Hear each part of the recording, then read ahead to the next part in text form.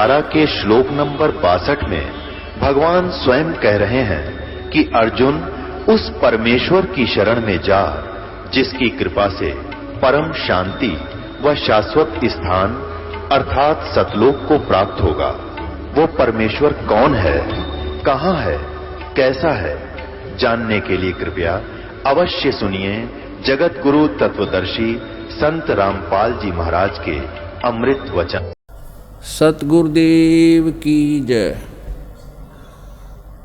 सर्वसंगत से प्रार्थना है, सत्संग प्रारंभ हो रहा है। कृपया सत्संग स्थल पर शांतिपूर्वक विराजमान होकर के श्रद्धा से सत्संग सुने। परमेश्वर की प्यारी आत्माओं से पुनर्निवेदन है, सत्संग प्रारंभ हो रहा है। कृपया सत्संग स्थल पर शांतिपूर्वक विराजमान होकर के श्रद्धा से सत्संग सुने। सतगुरुदेव की जय। बंदी छोड़ कबीर परमेश्वर जी की जय। बंदी छोड़ गरीबदास जी महाराज जी की जय। स्वामी राम देवानंद जी गुरु महाराज जी की जय हो।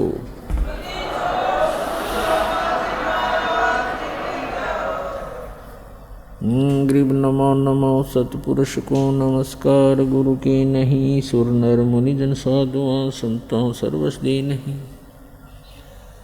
सतगुरु साहेब संत सब डंडो तुम प्रणाम। आगे पीछे मध्य हुए तिनको जा कुर्बान। नराकार निर्विषम काल जाल वे बंधनम निर्लेपम निज निर्गुणम अकलनो वेशोन्दनम। सोहम सुरति समाप्तम सकल समान निर्तल। उज्ज्वल हीरंबर हरदमम बेपरवाह था है वार पार निमज्जतम। ग्रीव जो सुमर सिद्ध होई गणनायक गलता ना करो अनुग्रह सोई पारस पद परवाना। आदि गणेश मनाऊं गणनायक देवन देवा चरण कमल लो लाऊं आद्यंत करूं सेवा। परम शक्ति संगीतम हृदय सिद्धिदाता सोई अवगत गुण अतीतम सत्य पुरुष निर्मोही। जगदम्बा जगदीशम मंगल रूप मुरारी तन मन अर्पों शीसम भक्ति मुक्ति भंडारी। सुर नर मुनि जन ध्यावे ब्रह्मा विष्णु महेशा। शेष शेष मुख गावे पूज्य आदि गणेशा। इंद्र कुबेर सरीखा वरुण धर्म राय ध्यावे। समर्थ जीवन जी का मन इच्छा फल पावे। 33 कोटि अधारा ध्यावे से 88। उतरे बहुजल पारा कट है यम की फांसी। 33 कोटि अधारा ध्यावे से 88। उतरे बहुजल पारा कट है यम की फांसी। कर जोरूं विनती करूं धरूं चरण पर शीस।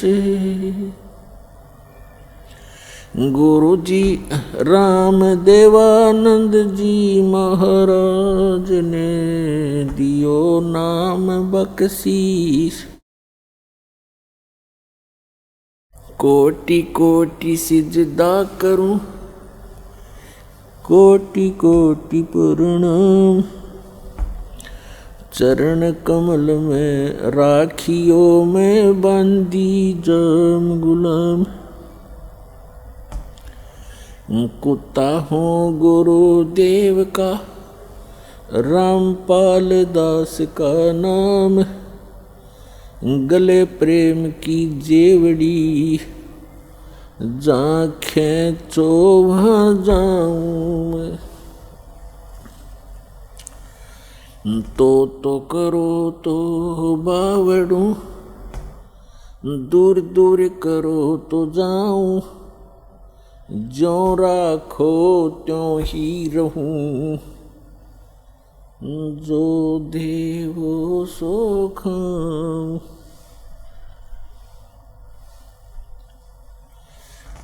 परम पिता परमात्मा पूर्ण ब्रह्म सारी सृष्टि के रचनहार कुल मालिक कबीर परमेश्वर जी की असीम रजा से आप सभी पुण्यात्माएं सत्संग सुनने के लिए उपस्थित हुए। धन्य है आपके माता पिता जिनसे जन्म हुआ। आपको ऐसे समय में मनुष्य जीवन प्राप्त हुआ जिसकी कोई कीमत नहीं लगाई जा सकती। वैसे तो सभी सद्ग्रंथों ने, सभी महापुरुष संतों ने मनुष्य जीवन को बहुमूल्य ही बताया है, लेकिन ये जो समय अब है, कलयुग का जो बिचली पीढ़ी बताई है परमात्मा ने, ये समय परमेश्वर ने ऐसा निर्धारित किया हुआ है कि प्रत्येक कलयुग में इसी समय में ये मोक्ष मार्ग खोला जाता है। और इस समय में आपका जन्म अब पूरे विश्व के जितने भी प्राणी हैं जिनको मानव शरीर प्राप्त है, धन्य भाग हैं उनके कि उनको मानव शरीर प्राप्त है। दुर्भाग्य उन प्राणियों का जिनको ये सच्चा नाम, सच्ची भक्ति और सच्चा ज्ञान, तत्व ज्ञान प्राप्त नहीं है। उसके लिए परमात्मा ने अपने सभी बच्चों के लिए ये प्रयत्न इस दास से करवा रखा है। रजा उस परमेश्वर की ही है, क्योंकि जैसे माता पिता को अपने सभी बच्चे प्रिय होते हैं, ऐसे ही ये परमात्मा कबीर देव है, जिसको अल्लाहु अकबर कहते हैं, जिसको ग्रेट गॉड कहते हैं। ये हम सभी का पिता है और यही हमारी माता है, क्योंकि इसके वचन से हम सभी आत्माओं की उत्पत्ति हुई है। इस परमात्मा में वो गुण हैं, त्वमेव माता च पिता त्वमेव, त्वमेव बंधु च सखा त्वमेव, त्वमेव विद्या च द्रविणम त्वमेव, त्वमेव सर्व मम देव देव। सब देवों के देव, सब परमात्माओं के परमात्मा, सब प्रभुओं के प्रभु ये कबीर साहब हैं, ये परम अक्षर ब्रह्म हैं। और हम सभी इसी के बच्चे हैं, चींटी से लेकर हाथी तक सभी प्राणियों में, और रंग से लेकर धनी तक, पर्दा से लेकर राजा तक उस एक परमपिता के सभी बच्चे हैं। तो उस परमात्मा ने, उस माता ने, उस पिता ने हम सभी बच्चे एक जैसे ही प्रिय हैं। अपने कर्मों के कारण हम भले ही कोई कुत्ता, कोई गधा, कोई सूअर बना है, उनका भी दुख उस परमात्मा को है, क्योंकि परमात्मा चाहते हैं कि प्रत्येक प्राणी इस ज्ञान को स्वीकार करे, परमात्मा के दिए हुए इस विधान को समझे और ये सभी यहाँ से निकल जाएं। ये पृथ्वी एक कैद है, 21 ब्रह्मांड हैं वैसे तो इस काल के, जिनको हम जन्नत कहते हैं, स्वर्ग कहते हैं, जिसको हम हेवन कहते हैं। इस काल के 21 ब्रह्मांड का जो हेवन है, जन्नत है, स्वर्ग है, ये भी एक जेल है। 3 लोक और भवन चतुर्दश सब ही जम की जेल रे, इस काल की जेल में है। तो इस जेल से निकलने का सुअवसर अब प्राप्त है। और जो दास ये मार्ग भक्ति का आपको बता रहा है, ये गॉड गिवन है, कंप्लीट गॉड गिवन और कंप्लीट स्पिरिचुअल नॉलेज है। ये पूर्ण परमात्मा का दिया हुआ है, बताया हुआ है और संपूर्ण अध्यात्म ज्ञान है। और ज्ञान सब ज्ञान डी, कबीर ज्ञान सो ज्ञान, और जैसे गोला तोब का अब करता चले मैदान। तो पुण्यात्माओं, मानव शरीर बहुत ही अच्छी आत्माओं को, पुण्यकर्मी प्राणियों को प्राप्त होता है। हम अध्यात्म ज्ञान के अभाव से इस अनमोल मनुष्य जीवन को पशु पक्षियों जैसी क्रिया करके ही समाप्त कर जाते थे। और जो पुण्यात्माएं साधना करने की चेष्टा भी करते थे पूर्व जन्म की प्रेरणा से, उनको यथार्थ ज्ञान न होने से उन्होंने हजारों वर्षों तक साधनाएं की, तप किए, जप किए। उन्होंने वो साधनाएं शास्त्र विधि त्याग कर किसी लोक वेद के आधार से की, किसी की सुनी सुनाई की। जो श्रीमद् भगवत गीता अध्याय नंबर 16 के श्लोक 23 और 24 के विपरीत हैं, जिसमें कहा है कि शास्त्र विधि को त्याग कर जो मनमाना आचरण करते हैं उनको न तो कोई सुख होता है और न ही उनकी गति होती है और न ही उनको कोई सिद्धि प्राप्त होती है, अर्थात व्यर्थ, यूजलेस। तो अभी तक हम यूजलेस साधना करते रहे, अब यूजफुल साधना हमारी अब प्रारंभ हो रही है।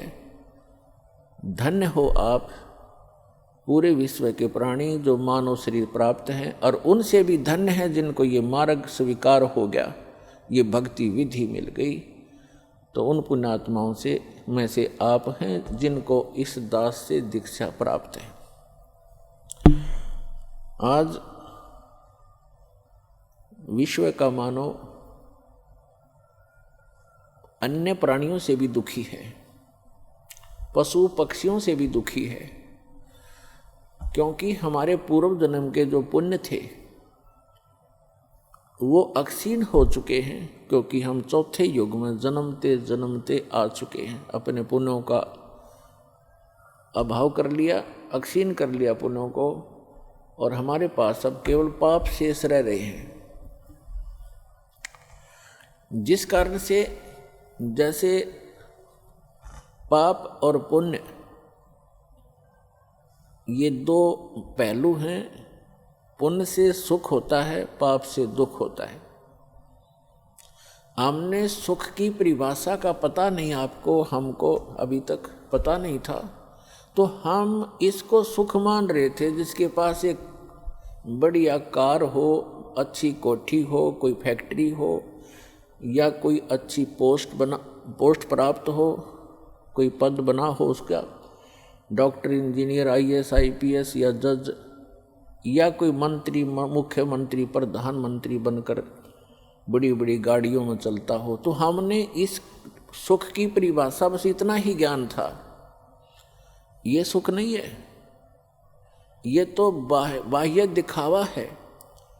प्रत्येक प्राणी टेंशन लिए फिरता है, प्रत्येक प्राणी 99% व्यक्ति टेंशन से ग्रस्त हैं। तो हम इसको सुख मान रहे थे। सुख नाम की कोई वस्तु नहीं इसी किस ब्रह्मांड में। तो परमात्मा चाहते हैं कि आप यहाँ से निकलो, इस झूठे सुख को भूलो, इससे परिचित हो जिसको तुम सुख मान बैठे हो। कबीर साहब कहते हैं झूठे सुख को सुख कहे, ये मान रहा मनमोद, ये सकल चबीना काल का, कुछ मुख में कुछ गोद। यहाँ सब ये काल का आहार है। इस झूठे सुख को आप सुख मान बैठे हो, ये सुख नहीं है। आज आप जिसको सुख मानते हो उस व्यक्ति के पास सभी सुविधाएं उपलब्ध हैं। अच्छा मंत्री है, मुख्यमंत्री है, सब सुविधाएं हैं, पुत्र भी हैं, पुत्री भी हैं, आगे संतान भी ठीक है। तो इसको हमने सुख मान रखा है। और 1 मिनट में मृत्यु हो जाती है, 1 सेकंड के अंदर मृत्यु हो जाती है। फिर वो सुख कहाँ गया उसका? फिर कहीं गधा बनकर, कुत्ता बनकर गली में खड़ा होगा, खा के ये सुख। तो परमात्मा याद दिलाते हैं कि तन धर सुखिया कोई ना देखा, जो देखा सो दुखिया हो। उदय अस्त की बात करत है मन सबका, किया विवेका। शरीरधारी प्राणी यहाँ इस पृथ्वी लोक के जो कच्चे शरीरधारी प्राणी हैं, कहते परमात्मा कहते मैंने कोई इस पृथ्वी पे सुखी नहीं देखा। और जो उदय अस्त की बात करते हैं, उदय अस्त का अर्थ है चक्रवर्ती राजा, जिसका शासन पूरी पृथ्वी पर हो। परमात्मा कहते मैंने उनके भी अंदर से झांक कर देखा है। राजा के पास कोई साधु संत चला जाता है, ढेर सारे दुख बता देता है, महाराज मुझे ये तकलीफ है, महाराज मुझे ये तकलीफ है, महाराज मुझे ये कष्ट है। तो परमात्मा कहते हैं उदय अस्त की बात करे मन सबका, किया विवेका हो। फिर क्या बताते हैं? जंगम दुखिया जोगी दुखिया, कहते हैं तंदर सुखिया कोई ना देखा, जो देखा सो दुखिया हो। उदय अस्त की बात करत है मन सबका, किया विवेका हो। घाटे बाद सब जग दुखिया, क्या गरही बैरागी हो, और सुखदेव ने दुख के डर से गर्भ में माया त्यागी हो। फिर कहते हैं जंगम दुखिया जोगी दुखिया, और तपस्वी को दुख दूना हो, और आशा तृष्णा सब में व्यापे, कोई महल ना सुना हो। फिर परमात्मा कहते हैं कि साच कहूँ तो जग नहीं माने, पर झूठ कही ना जाई हो, और ये ब्रह्मा विष्णु महेश्वर दुखिया, जिनने ये राह चलाई हो। फिर परमात्मा अंत करते हैं इस कहानी का, कहते हैं सुरपति दुखिया, सुरपति इंद्र स्वर्ग का राजा, देवताओं का स्वामी। सुरपति दुखिया, भूपति दुखिया, भूपति माने पूरी पृथ्वी का शासक राजा। सुरपति दुखिया, भूपति दुखिया, और रंक दुखी बपरीती हो, कहे कबीर और सब दुखिया, एक संत सुखी मन जीती हो। अब निष्कर्ष कर दिया दाता ने कि आप जी ब्रह्मा, श्री विष्णु, श्री शिव जी को एक सुप्रीम पावर मानकर इनकी आराधना कर रहे हो, और इनसे हटकर कोई कहना सुनाना चाहता है तो आप जी बिल्कुल सुनना नहीं चाहते। तो परमात्मा कहते हैं कि साच कहूँ तो जग का जचे नहीं, ये संसार मानना नहीं कि ब्रह्मा विष्णु महेश भी दुखिया, पर झूठ कही ना जाई हो, और ये ब्रह्मा विष्णु तुम्हारे शिव जी दुखिया, जिन ये राह चलाई हो। अब विचार करके देखो, विष्णु जी को श्राप दे दिया किसने? नारद जी ने। क्यों? क्योंकि उसने हरि का रूप मांगा था विवाह करवाने के लिए, और कहते हैं विष्णु जी ने उसका बंदर का मुख लगा दिया, जिस कारण से नारद जी ने भगवान विष्णु को श्राप दे दिया। उस श्रापवश भगवान श्री विष्णु श्री रामचंद्र रूप में राजा दशरथ के घर जन्म लिया। श्री रामचंद्र जी का जीवन देख लो, वो कितना सुखी रहे होंगे। श्री विष्णु जी विवाह हुआ छोटी आयु में, विवाह होते ही वनवास हुआ, वनवास में से उसकी धर्मपत्नी का अपहरण हुआ, वो जेल रावण राक्षस के जेल में पड़ी है, हाहाकार मचा हुआ। फिर उसको छुटवाने के लिए सीता जी को रावण की कैद से छुटवाने के लिए कितना भयंकर युद्ध हुआ, करोड़ों व्यक्ति मारे गए, दिन रात हाहाकार मचा रहा। और उसके बाद फिर सीता जी को वापस लाए, अग्नि परीक्षा लेकर। अग्नि परीक्षा माने कि सीता जी को अग्नि में बैठा दिया था चिता के ऊपर कि यदि तूने रावण से संपर्क किया है तो जल जाएगी, और नहीं किया है तो तू निष्कलंक है, तो अग्नि से जलेगी नहीं। वो अग्नि से नहीं जली, लाखों लोगों के सामने परीक्षण हुआ। श्री रामचंद्र जी सीता जी को लेकर घर आ गया। कुछ दिनों के बाद सीता गर्भवती थी, उधर से किसी धोबी ने व्यंग कस दिया, अपनी पत्नी को कूट रहा था, पीट रहा था, और कह रहा था कि तू 2 दिन घर से बाहर कहाँ रही? मैं इस दशरथ पुत्र रामचंद्र जैसा नहीं हूं कि उसकी पत्नी रावण के पास रही 12-10 वर्ष तक और उसको आज घर रखे हुए है, मैं उस जैसा नहीं हूं। इस बात को श्री रामचंद्र जी ने अपने कानों सुन लिया, क्योंकि वो रात्रि के समय वेश बदलकर घूमा करते थे। उस समय के राजा ऐसी व्यवस्था रखते थे। इस बात को सुनकर के दुनिया में मैं क्या मुंह दिखाऊंगा, मेरे ऊपर उंगली कसी जाती है, टॉन्ट कसे जाते हैं। अगले दिन अपनी धर्मपत्नी सीता जी को घर से निकाल दिया, गर्भवती को।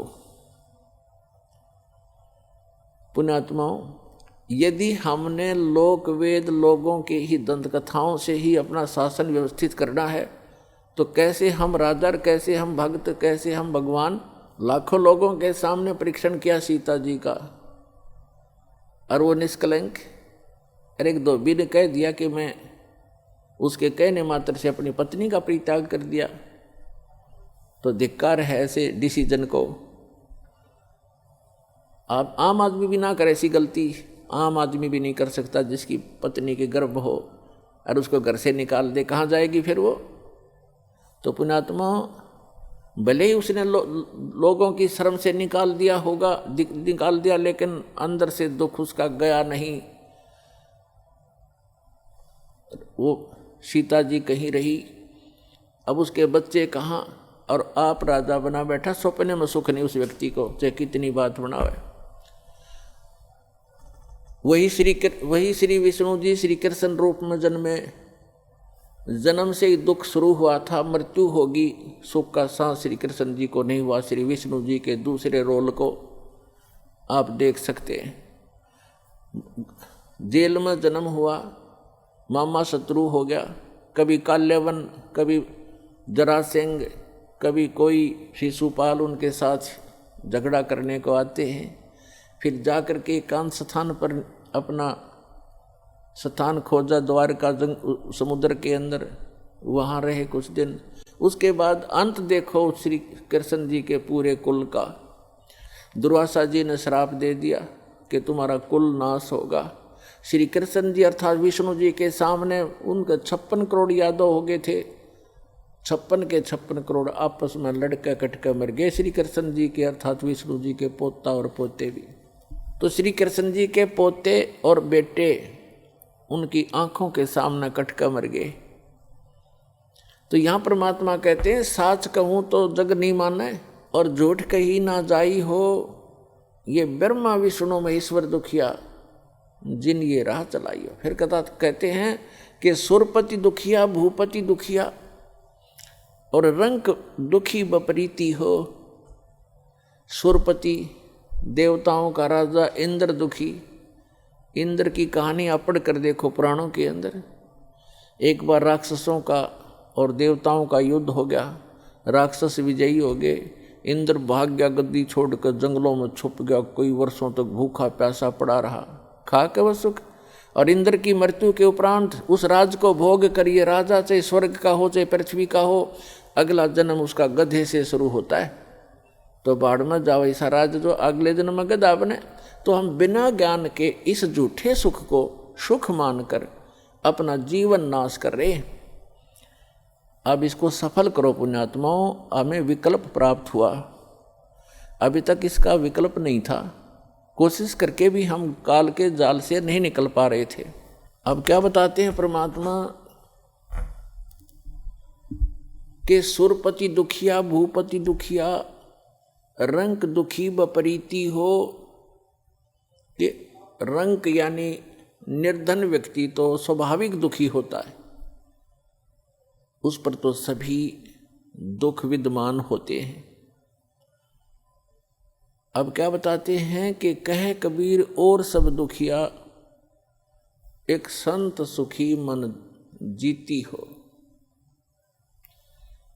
एक संत सुखी हो सकता है इस पृथ्वी पर जिसने अपने मन को जीत लिया। मन को पुण्यात्मा जीतना कोई हंसी खेल नहीं है। और गीता में लिखा है कि अर्जुन ने पूछा कि हे भगवान, आप कहते हो कि मन और इंद्रियों को रोक के एकांत स्थान पर ध्यान लगावे। तो अर्जुन कहता है भगवान, इस मन को रोकना बड़ा कठिन है। इस बात को गीता ज्ञानदाता भी कहता है कि मन को रोकना तो वायु तूफान को रोकने के तुल्य है। फिर भी कहा कि कोशिश करे, उसका अभ्यास करने से उसका कुछ राहत मिल सकती है। ये तो है एक वेद ज्ञान जो इनकम्प्लीट है, क्योंकि बहुत से ऐसे ऋषि हैं, जैसे एक श्रृंगी नाम के ऋषि थे।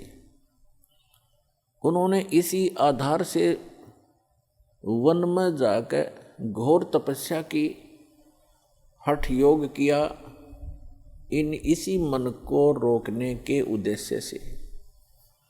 पुण्यात्मा, तत्व ज्ञान न होने से हम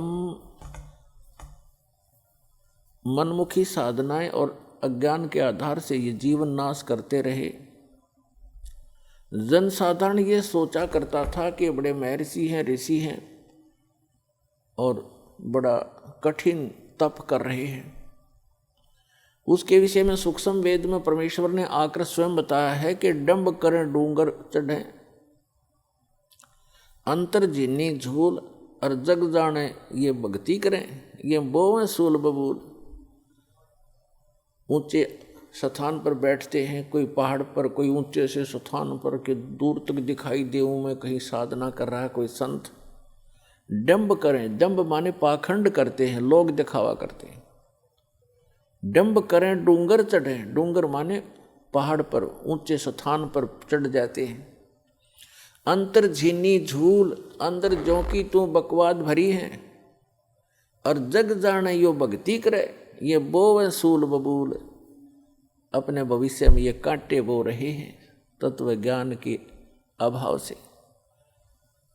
उसके लिए क्या बताते हैं परमात्मा कि एक श्रृंगी नाम के ऋषि थे, उन्होंने ऐसे ही अपने इसी अज्ञान आधार को प्रमुख रखकर जंग वन में चले गए, फॉरेस्ट के अंदर बैठ गए जाकर, हठ योग किया। इन्होंने क्या सोच रखा है कि पहले अपनी इंद्रियों को काबू करें, और ताकि ये भक्ति में फिर बाधक ना हो। इस उद्देश्य को लेकर के दूसरा वो रखते हैं कि जैसे वन में चले भी गए तो भूख प्यास सताती है। उसके लिए ये महापुरुष क्या करते हैं कि खेचरी मुद्रा का प्रयोग किया करते थे। खेचरी मुद्रा, जैसे कई पंथ हैं, जैसे ये अंसा देश वाले तो इससे पे गाटा जोड़ रहे हैं। खेचरी मुद्रा, जीभ को उलटकर तालू पर लगा ले और कान बंद करके ये नाद क्रिया, ये तो बालकों के खिलौने हैं। इस मन कल्पित ये अपना एक ड्रामा है, इस जीवन को नष्ट करने का। तो इसी आधार से श्रृंगी ऋषि ने अमृत क्रिया को सिद्ध किया। जैसा कि ये संत बताते हैं, ये तो इनको तो कख भी पता नहीं अमृत क्रिया क्या होती है। तालू का जीभ लगा लो ऐसे मोड़ कर, और कहते हैं फिर तालू से अमृत टपकेगा। ये तो लाड़ टपके हैं, अमृत थोड़ा टपकेगा इससे, बकवाद करें। ये एक ऐसी क्रिया है जैसे जीभा को वापस मोड़ेंगे और तालू के लगाने की हम चेष्टा करेंगे तो हमारी नाड़ियां कसती हैं जो जीभा से और मस्तिष्क से संबंधित है। हमारे इस शरीर के अंदर इस तालू के ऊपर, ये जो तालू है लटक रहा है हमारे, इसके ऊपर एक थोड़ा सा स्थान है, वो कम प्लेस है, और उसके अंदर एक अमृत भरा रहता है सदा। और वो अमृत वहाँ से सीधा चल के नीचे जाता है नाभि के पास, ऑटोमेटिक चल रहा है वो। और उसको एक कुंडलनी शक्ति है, कुंडलनी शक्ति बोले, नागिनी कहा संतों ने। उसकी 2 जिह्वा हैं सर्प जैसी, और वो उस अमृत को वो पीती रहती है, शरीर में नहीं जा पाता, वो चूस करके नष्ट कर देती है। उसके अंदर एक ऐसी क्रिया है। तो फिर क्या होता है, जब हम श्वास क्रिया को अभ्यास करते हैं श्वास का, और वो श्वास के साथ ऐसे खड़ी है, ऐसे उसका नाभि के जहाँ वो अमृत टपकता है ऊपर से जाकर नाभि के पास, उसका मुंह बिल्कुल उसके ऊपर है ऐसे। और जब हम श्वास क्रिया का अभ्यास करेंगे, उस श्वास क्रिया से उसका मुंह ऐसे नीचे को हो जाएगा, और फिर वो अमृत जो है पूरे शरीर में जाना शुरू हो जाएगा। श्वास क्रिया से तो उसका मुंह टेढ़ा होगा, ऐसे नहीं रहेगा ऊपर को, वो ऐसे मुड़ जाएगा नीचे को। जो ऐसे टपक रहा था अमृत, उसको वो खा रही थी, फिर वो ऐसे हो जाएगी, उस पे उसके मुंह पे नहीं जाएगा। ये तो श्वास क्रिया का लाभ मिलेगा। और फिर जो हम तालू पर जिह्वा लगाने की चेष्टा करते हैं, उससे क्या होगा कि हमारा जो ऊपर इस तालु के ऊपर एक स्थान है जहाँ पर ये अमृत भरा रहता है, लिक्विड सा है ये। इसके उसके नीचे वो एक जैसे इसको अर्ध छोटा सा बेर होता है, बेर का फल, बेरी का फल, उसको आधा काट दे, साफ कर दे, इतना सा है वो, ऐसे आधा कटा हुआ। और उसके बिल्कुल नीचे एक वाल है, वाल, और उसके ऊपर एक छोटी सी नाड़ी टिकी हुई है जो उस वाल के सुराख को रोक रही है। तो उस अभ्यास करने से एक तो उसकी वो नीचे को हो जाएगी नागनी श्वास के, जो श्वास क्रिया से तो नागनी का फन नीचे को हो जाएगा, और फिर वो नीचे जाना शुरू होगा, और जिस रास्ते से फिर वो जाएगा वो उस नागनी के हाथ नहीं लगेगा, वो पूरा शरीर में व्याप्त हो जाएगा। एक स्वाभाविक ओवरफ्लो होकर के वो छोटा सा जो अर्ध बेर का, आधे बेर का जितना स्थान समझो खाली, ओवरफ्लो होकर जब जाता है तो वो नागनी के मुंह पर गिरता रहता है। तो अब वो चाहे उस सुराख से जाएगा और चाहे वैसे ऊपर के ओवरफ्लो होकर जाएगा, तो उस कुंडलनी जो नागनी है उसके नाभि के चारों तरफ, नाभि के पास हमारी सभी पूरे शरीर की नाड़ियाँ इकट्ठी हो जाती हैं। उनका एक ऐसा बंध है वहाँ पर, उसके ऊपर वो ऐसे लपेटी हुई है जैसे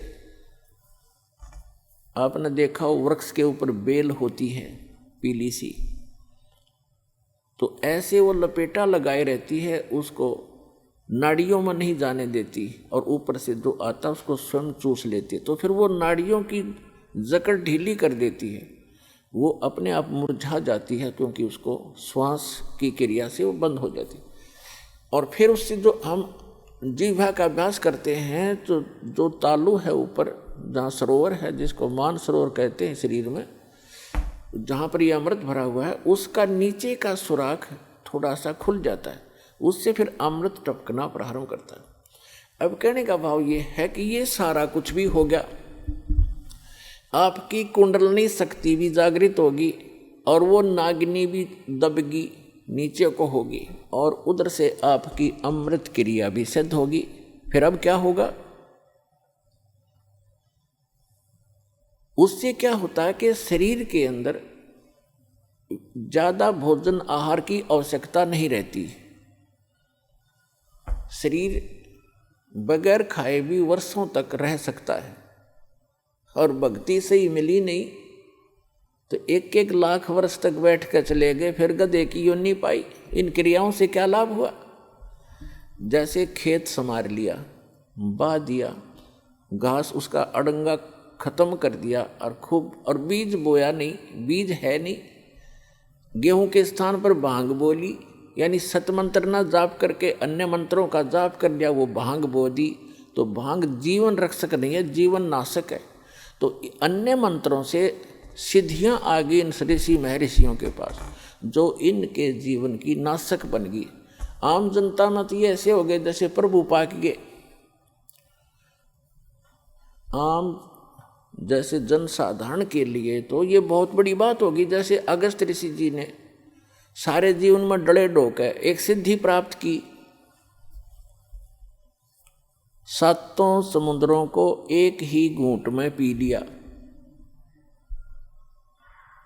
और फिर प्रार्थना करने पर इनको वापस छोड़ दिया। तो फिर क्या अमर हो गया? आम आदमी के लिए तो बहुत बड़ी पहाड़ है, 1 क्विंटल पानी नहीं पी सकता एक आदमी, तो 10 किलो मुश्किल तो पिया जा को गढ़ाई मर पड़ के, और उसने 7 समुद्रों को पी लिया। तो जनसाधारण के लिए तो भगवान सिद्ध हो गया वो, लेकिन कख नहीं था। वेदात्म ज्ञान की तराजू में उसको तोल कर देखेंगे, -0 था वो। अब जैसे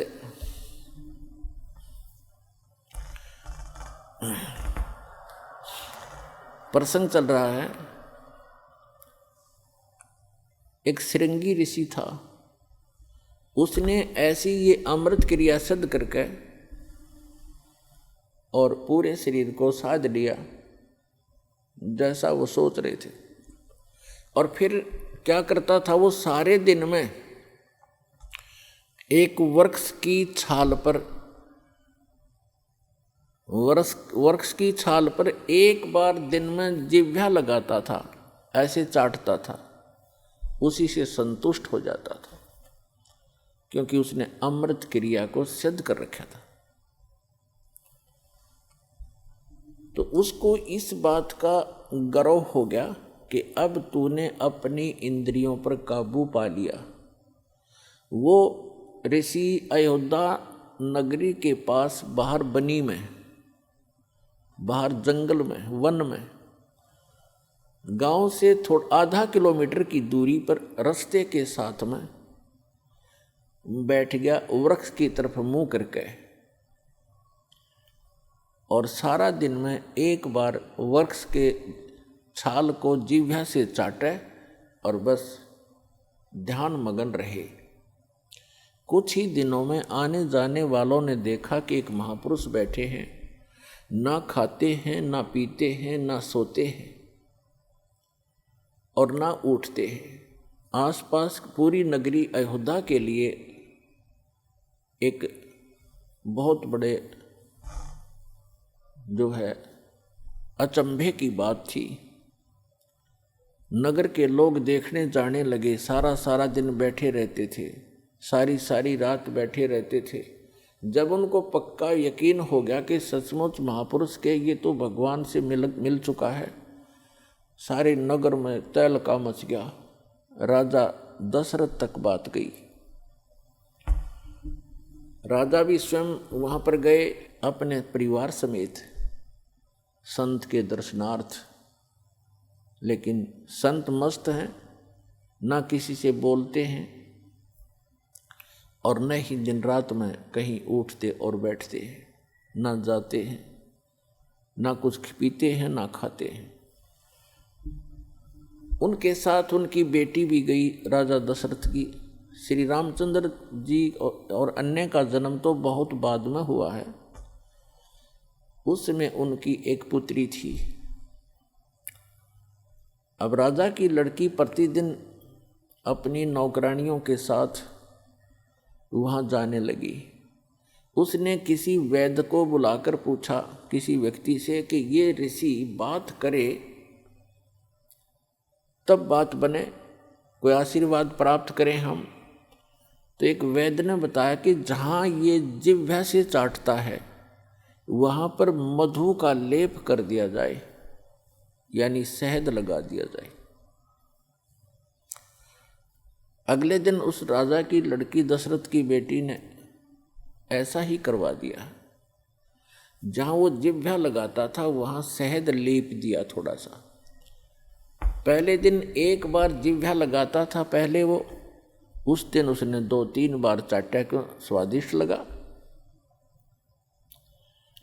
अगले दिन तो कुछ ज़्यादा लगा दिया तो और ज़्यादा चाटा।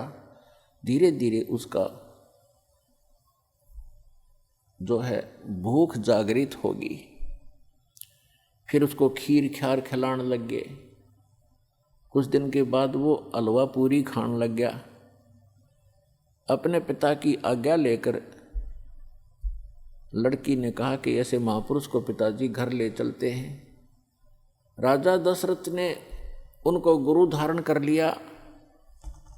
श्रृंगी ऋषि युवा थे, अपने घर पर रख लिए और उन्हीं की देख रेख में, उन्हीं की आज्ञा से पुत्र प्राप्ति के लिए एक अनुष्ठान की तैयारी की। और उससे पहले वही श्रृंगी ऋषि दशरथ की पुत्री बेटी को लेकर चंपत हो गया। तो पुण्यात्माओं, परमात्मा कहते हैं मन के मते न चालियो, ये मन है पक्का दूत, और ले डोबे दरिया में जा हाथ से छूट। विकार मरे मत जानियो, जो भूबल में आग। जैसे ये साधु संत ऋषि वेदों और गीता के अनुसार साधना करके इनको ये भ्रम हो गया था कि हमने विकारों का नाश कर लिया। तो परमात्मा कहते हैं विकार मरे मत जानियो। जैसे अग्नि का अंगारा राख में दबा रखा हो, ऊपर से राख भी ठंडी हो जाती है, ऐसा लगता है जैसे आग खत्म होगी, लेकिन कहते हैं वो राख हटाओगे ना जब उस अंगारे के ऊपर से, वह पहले से ज़्यादा धधकती दिखाई देगी आपको। तो यहाँ परमात्मा कहते हैं विकार मरे मत जानियो, जो भूबल में आगे। अब ये विकार मरेंगे कैसे? वो क्रिया वही हैं, लेकिन उनके अंदर जैसे श्वास उश्वास की क्रिया क्या चीज है, ये तो एक समझ लो सिरिंज है। सिरिंज में औषधि कौन सी जानी चाहिए, उस औषधि से रोग नाश होता है। सिरिंज के अंदर अन्य औषधि डालकर वैसी ही क्रिया करने से, इंजेक्शन लगाने से रोग नाश नहीं होगा जब तक उस रोग नाश की सही औषधि प्रयोग नहीं की जाएगी। तो अब इस दास के पास वो औषधि है सतनाम की, श्वास उश्वास के सिमरण है, और ये सिमरण से ही आपका मन भी काबू होगा, आपके विकार भी नाश होंगे। परमात्मा कहते हैं इस शरीर में, इस मानव शरीर के अंदर इतना जो है विकार ग्रस्त है, ये ऐसे ढंग से इसकी कंस्ट्रक्शन है, इसमें ये तो आशा करना ही नहीं कि ये पूर्ण रूप से स्वस्थ हो जाएगा और इसमें कोई विकार नहीं रहेगा। ये तो पैदा ही विकारों से हुआ है, लेकिन इस भक्ति से, सत साधना से ये विकार ऐसे जकड़ दिए जाएंगे, ऐसे बांध दिए जाएंगे कि फिर ये हानि नहीं करेंगे। जैसे कोई पशु है और वो ऐसे फूंफा करता है, मार देता है, सींगों से मार देता है, तो उसको बांध दिया जाता है टाइट रस्से तक। अब वो रस्से से इतना टाइट बांध दिया गया है कि वो हानि नहीं कर सकता, फूंफा कर सकता है, लेकिन उसकी सीमा बना दी। तो परमात्मा की इस भक्ति से, परमात्मा के इस ज्ञान से, सत साधना से इन विकारों को ऐसे बांध दिया जाएगा कि ये मन फूंफा करने की चेष्टा करेगा, लेकिन इस तत्व ज्ञान रूपी रस्सा इसको जकड़ देगा और ये भक्ति की कमाई इसको दबा देगी। जैसे कोई भी इंसान है, कोई रिश्वत लेता है, जिसमें उसको ये ज्ञान होगा कि ये रिश्वत तेरा दुश्मन है, ये तो विष खा रहा है, इस तत्व ज्ञान से पूर्ण रूप से विश्वास हो जाएगा, तो उसके बाद मन चाहेगा कि ऐसा ले लूं, मोटी रकम मिल रही है, लेकिन आत्मा धिक्कारेगी, खबरदार इसका हाथ लगा दे, तो ये फूंफा करके चुप हो जाएगा। इसी प्रकार वो और कोई दुराचार की वासना उत्पन्न होगी तो आत्मा इसको धिक्कार देगी, ये ज्ञान इसके आगे खड़ा हो जाएगा और इसका वहीं पर रुकावट हो जाएगी। तो इस प्रकार हम इन विकारों को भी रोकेंगे इस भक्ति और इस साधना और इस ज्ञान से, और हम अपना आत्म कल्याण भी आसानी से करवा पाएंगे। तो परमात्मा कहते हैं कि सुरपति दुखिया भूपति दुखिया और रंग दुखी बपरीती हो, कहे कबीर और सब दुखिया, एक संत सुखी मन जीती हो। अब मन को जीतना कैसे है? जैसे दोजक भीष्ट सबीत देखे, राजपाट के रसिया, तीन लोक से तरपत नाही, ये मन भोगी खसिया। परमात्मा ने सुख संवेद में बताया है कि दोजक मीन नरक और बहिष्ट मीन स्वर्ग। दोजक बहिष्ट सभी ते देखे, राजपाट के रसिया। इस राज्य प्राप्ति के लिए आपने बहुत से पहले तप किए, जप किए, दान किए, यज्ञ किए, स्वर्ग में गए, स्वर्ग का समय समाप्त करके अपनी पूंजी अक्षीण करके, स्वर्ग क्या है? स्वर्ग इज ए रेस्टोरेंट। जिसमें एक रेस्टोरेंट है जिसमें सब वस्तु आपको अपनी जेब से खरीदनी पड़ेंगी, अपने पल्ले से, अपने पैसे से। सुविधाएं वहाँ जो उसमें है वो आप पूरी प्राप्त कर सकते हो यदि आपके पास पैसा है, लेकिन आपकी जेब खाली हो रही है। और जिस दिन आपकी जेब हल्की हो जाएगी अपने आप वहाँ से चल पड़ोगे या आपको रेस्टोरेंट से निकाल दिया जाएगा। तो इसी प्रकार स्वर्ग एक रेस्टोरेंट है जहाँ आप अपने पुण्यों का नाश करने के लिए जाते हो, कुछ दिनों की बकवाद वहाँ कराते हो, फिर नरक में भी जाते हो अपने किए हुए पाप कर्मों के आधार से। जब तक हमें ये सत साधना प्राप्त नहीं होती, सच्चे इस कबीर भगवान की और ये सतनाम की और सार नाम की, जब तक पूर्ण परमात्मा कबीर जी की सत साधना हमें नहीं मिलती, तब तक हम अपने दोनों कर्म भोगने पड़ते हैं, पुण्य भी और पाप भी। अभी तक आपने विधान सुना होगा कि जैसे कर्म करेगा वैसे फल देगा भगवान, बिल्कुल सही है। आपके जैसे कर्म पूर्व जन्म के हैं उनसे आपकी एक जीवन बन गया, किस्मत बना दी। आपके जो संचित कर्मों में से कुछ पुण्य ले लिए, कुछ पाप ले लिए, उस एवरेज से जिसके पुण्य घने हैं और पाप कम हैं तो उसके पुण्य उसी रेशों से अधिक जीवन में आपको प्राप्त हैं और पुण्य भी उसी आधार से और पाप भी उन्हीं की रेशों से। तो आप जी को दोनों भोगने पड़ेंगे। यहाँ इस प्रारब्ध बोलते हैं इसको, प्रारब्ध यानी जीवन में लिखी हुई किस्मत के जो कर्म हैं, जो संस्कार हैं किस्मत के, उनको प्रारब्ध कर्म बोलते हैं। और प्रारब्ध कर्म को कोई नहीं चेंज कर सकता, ना विष्णु जी कर सकते, ना ब्रह्मा जी कर सकते, ना शिव जी कर सकते, ना ब्रह्म कर सकता, ना परब्रह्म कर सकता। परम अक्षर ब्रह्म कर सकता है। मासा घटे न तिल बधे, विधना लिखे जो लेख, और सच्चा सतगुरु मिटाकर ऊपर मार दे मेघ, यानी फॉर एवर खत्म कर देता है। मासा घटे ना तिल बधे, यानी 1 ग्राम भी आपके संस्कार इधर उधर नहीं हो सकते और ना बढ़ सकते ना कम हो सकते। जो विधाता ने आपके भाग्य में, प्रारब्ध में, किस्मत में लिख दिए, प्रारब्ध माने किस्मत, आपकी किस्मत में जो लिखा हुआ उसमें से ना मासा घट सकता है और ना ही तिल के समान बढ़ सकता है। आपको दोनों भोगने पड़ेंगे जब तक आप परम अक्षर ब्रह्म, उस सत्य पुरुष अल्लाहु अकबर, उस कबीर भगवान की भक्ति नहीं करोगे। उसकी भक्ति कौन सी है? जैसे वैसे तो आप देखते हो कबीर पंथ बहुत चले हुए हैं। कबीर पंथियों की यदि आप कैलकुलेशन करो, टोटल करोगे तो लगभग 20 करोड़ के आसपास कबीर पंथी मिलेंगे आपको, लेकिन वो कबीर पंथी नहीं है, उनके पास यथार्थ भक्ति नहीं है। तो सत्य साधना उस कबीर परमेश्वर की इस दास के अतिरिक्त विश्व में किसी के पास नहीं है, पूर्ण परमात्मा की।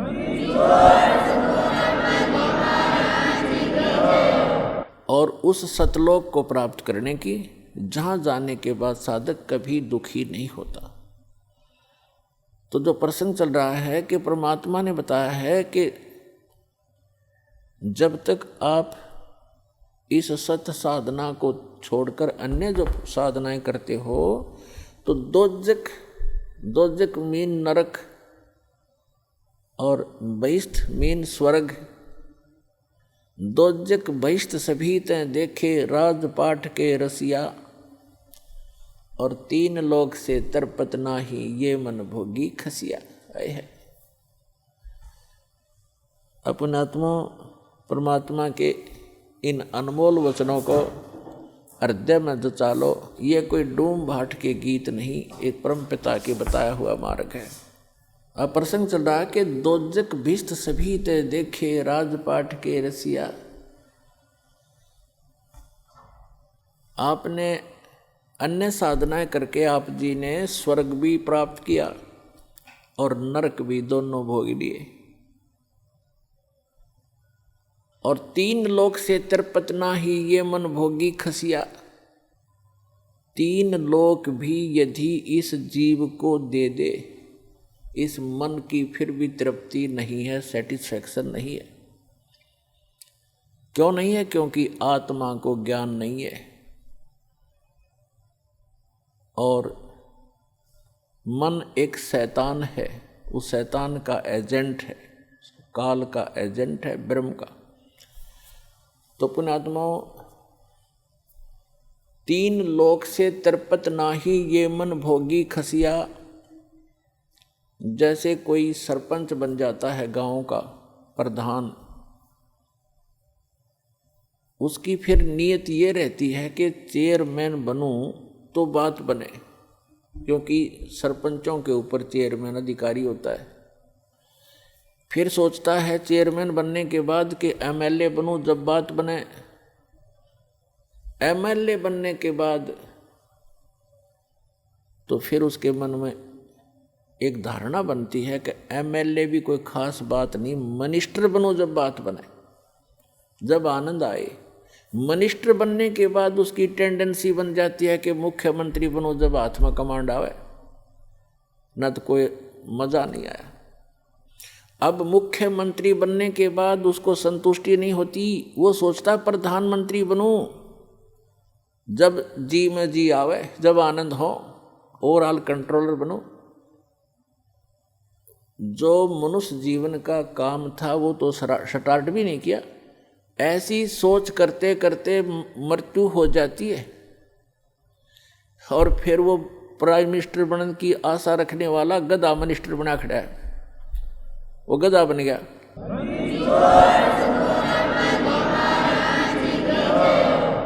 तो पुण्यात्माओं, सौभाग्य आपका,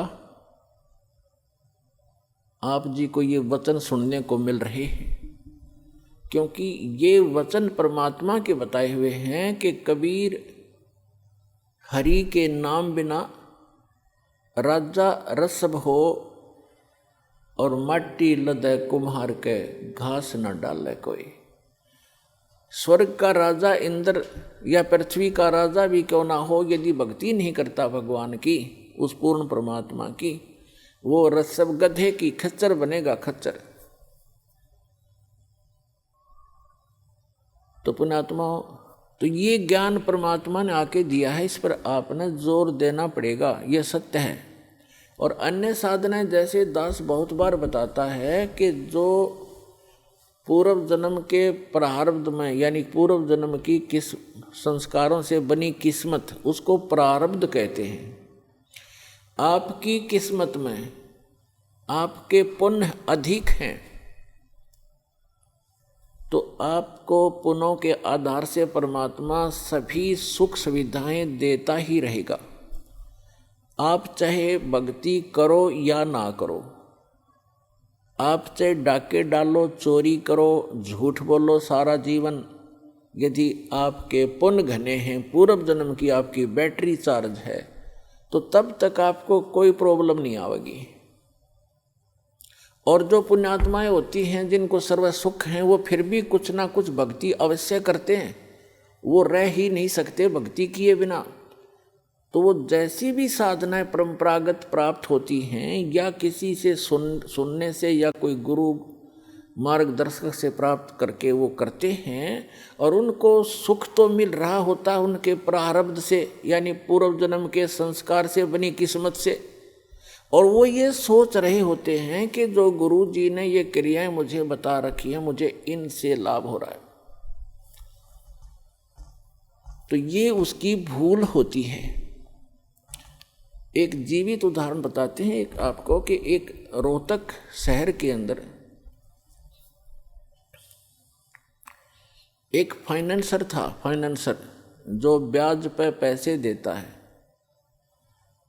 तो इस दास ने प्रारंभ में जब ये शुरू किया, सरकारी नौकरी को त्याग दिया, तो भक्तों ने सोचा कि ज़्यादा दुखी हो जाते हैं गुरुजी, गांव-गांव में जाते हैं, बसों में जाते हैं, तो तंग हो जाते हैं। एक जीप की व्यवस्था की, उसके लिए फाइनेंस करवाया, उस फाइनेंसर से वहाँ आने जाने लगे, बैठने लगे। स्वभाव ठीक था। हमारे भक्तों ने उनको समझाने की चेष्टा की। उसके पिताजी को भी कहा, वो भी वहीं बैठता था उसी ऑफिस में। तो उसके पिताजी से कहा कि आप ये ज्ञान समझो, हमारे गुरुजी ऐसे भक्ति बताते हैं, आप ये भक्ति करो।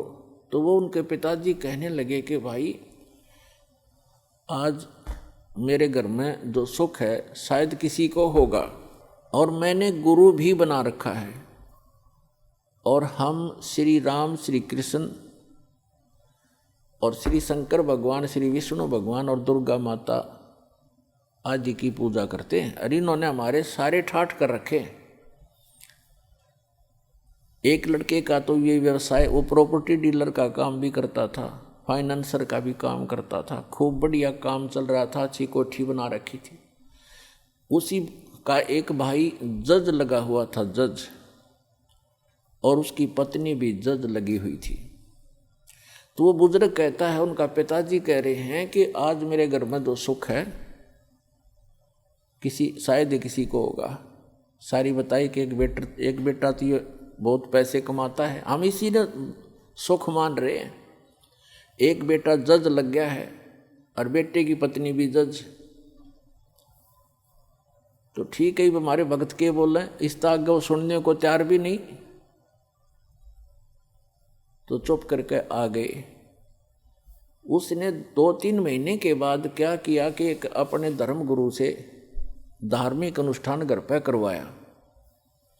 उस समय सभी बच्चे छुट्टी लेकर आ गए थे, वो जज भी आ गया था, फाइनेंसर वहीं था। तो जो उनके गुरुजी ने जो क्रिया करी थी, उसके बचे हुए फूल, जो फूल फाल चढ़ाते हैं, माला डालते हैं, कुछ हवन किया होगा, उसकी राख बच गई थी, उसको जल प्रवाहित करने की आज्ञा दी उसके गुरुजी ने। वो दोनों बेटे, एक जज और एक वो फाइनेंसर,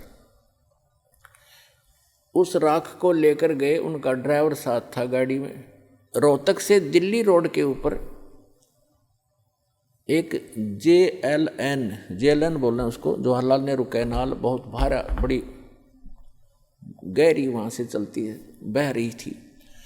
उस पे जाके उन दोनों ने पटड़ी पर गाड़ी चढ़ाई। ड्राइवर ने गाड़ी रोकी, दोनों उतर गए। उन्होंने वो जो भी थैला सामग्री थी वो ऐसे खाली कर दी जल में। वो जल में नहीं गई, उस कैनाल के उस नहर की पटड़ी ज़्यादा टेढ़ी थी ऐसे, तो वो ऐसे गिर गई ऊपर ने। तो उन्होंने एक भाई ने हाथ पकड़ लिया,